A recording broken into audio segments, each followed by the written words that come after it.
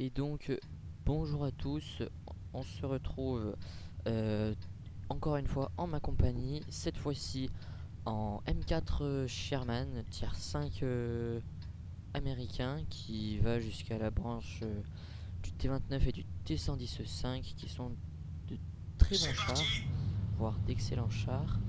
Alors, nous sommes sur Aérodrome, donc une map à gauche plutôt pour les lourds, en colonne E, et l'espèce de petite montagne là sur laquelle je vais me diriger euh, plutôt pour les médiums.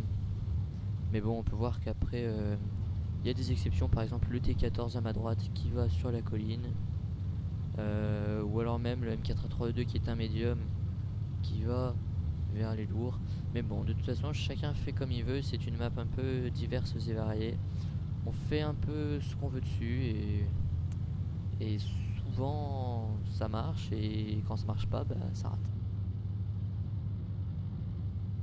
Donc là on peut voir que je fais gaffe s'il n'y a pas un TD derrière, donc je préfère passer par ici, c'est un peu plus sûr, et vu que le T14 avance, et ben pourquoi pas le couvrir et l'aider. Donc voilà, puisque World of Tanks est quand même un jeu de team play, faut des fois oublier le côté je joue tout seul, je joue tout seul. Non, faut plutôt prioriser le jeu par équipe. Sinon on serait tout seul face à 15, ou alors tout seul face à un gars tout seul. Voilà. Donc là on va focus le Matilda, mais bien sûr il s'en va. Donc avec le Helldawn des chars américains on focus. Ça part tout seul, le 386 sur le VK, ça fait toujours plaisir. Et donc là, quitte à se prendre le shot, mais au moins à terminer le char. Voilà, il est fini. Et c'est bien parce que, comme je disais tout à l'heure, à l'instant, ici en fait il y a une petite dune, ce qui fait qu'en fait on peut se mettre en Helldawn. Et du coup on voit que la tourelle, et donc c'est un peu plus compliqué de se faire pénétrer. Donc voilà. Petite astuce, si vous avez des chars américains, venez dans ce coin là. Pas si vous avez des chars russes, parce qu'ils ont vraiment aucune dépression, donc ils verront moins vers le bas. Donc là je regarde le M4 s'il est là, mais il est descendu.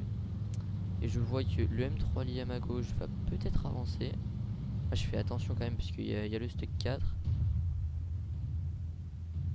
Voilà, qui me bouge. Voilà, je recule pour pas qu'il me tire dessus. Le Covenanter qui m'a toujours pas vu. Bah moi je focus tranquille, je tire. Et je finis. Je suis déjà à 2 kills. Tranquille. 842 de dégâts, c'est pas mal. Et donc là on arrive dans le cul du char, et boum, on finit. 3 kills. Donc on peut le voir que nos lourds, ou ceux qui étaient partis vers le coin des lourds, ont bien retenu les gens. Nous on a bien avancé, il y a 10-0. Donc très beau score. On n'en voit pas tous les jours. Mais c'est sûr que c'est un peu dommage quand même pour l'adversaire, parce que 10-0, pas tuer un seul char quand même, c'est un peu la défaite. Mais bien la défaite. Mais bon, ça arrive hein, malheureusement. Tant mieux pour moi. Donc là je cherche à me caler derrière le char pour pas prendre de coups mais en mettre. Mais bon, ça ne marche pas. Là je veux tirer, mais il met son canon devant. Donc bah tant pis, il se fait finir hein, je pourrais pas lui mettre de tir. Et donc il reste plus que 3 chars, dont un qui n'a pas encore été spoté. Et donc là j'essaye un tir, mais bon il passe pas.